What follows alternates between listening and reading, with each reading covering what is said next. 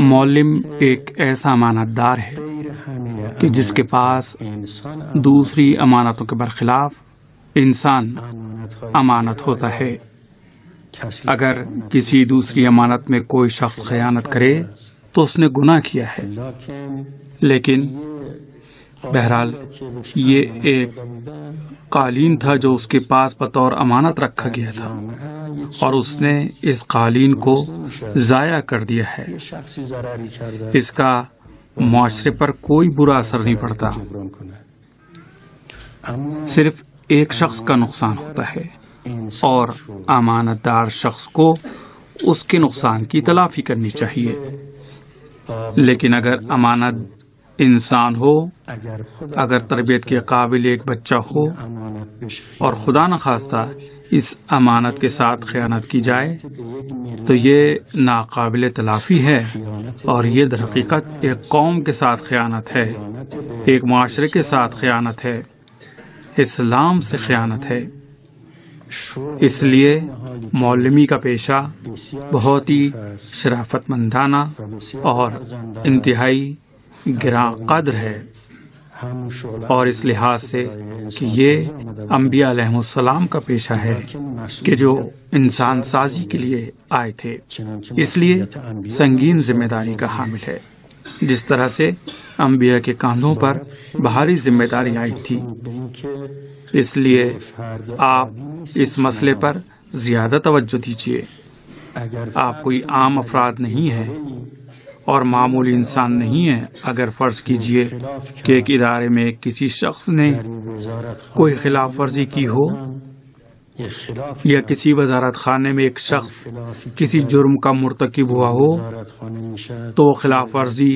جو ایک ادارے میں کی جائے یا ایک جرم جو وزارت خانے میں انجام پائے اس جرم سے بہت مختلف ہے جو تعلیم و تربیت کے مرکز میں انجام پائے۔ اگر کسی وزارت خانے میں کسی نے کوئی جرم کیا ہو تو اس سے شاذ و نادر ہی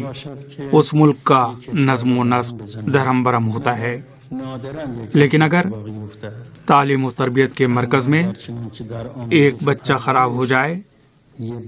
کسی بچے کی تربیت شیطانی تربیت ہو، شیطانی اخلاق کے ساتھ تربیت کی جائے، تو یہ بچہ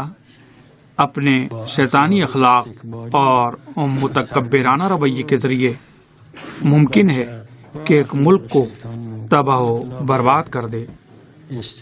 آپ تمام حضرات معلمی کے پیشے میں مشغول ہیں، اس بچے کی تمام اچھائیوں اور برائیوں میں شریک ہیں، اس کے جرم میں برابر کے شریک ہیں اور اس کے نورانی اور معنوی کام میں حصہ دار ہیں۔ آپ سب کو اس بات پر توجہ دینی چاہیے کہ آپ کوئی عام انسان یا معمولی افراد نہیں ہیں۔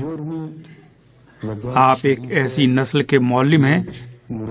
کہ جس کو ملک کا مستقبل اور ملک کی تقدیر سونپی جائے گی۔ آپ ایک ایسی ہی نسل کے امانت دار ہیں اور آپ کی ذمہ داری ہے کہ بیک وقت تعلیم و تربیت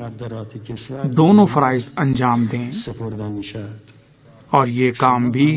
صرف دینی علوم کے استادوں سے مختص نہیں ہے بلکہ ہر شعبے کے اساتذہ کی ذمہ داری ہے، اور یونیورسٹی کے تمام پروفیسروں کی ذمہ داری یہ ہے۔ جس طرح سے کہ دینی علوم کا استاد اگر صرف علوم دینی سکھائے اور دینی اخلاق پر توجہ نہ دے، اس بچے یہ جوان کی تربیت پر توجہ نہ دے، تو ممکن ہے کہ وہ بچہ فسادی بن جائے اور ملک کو تباہی سے دوچار کر دے۔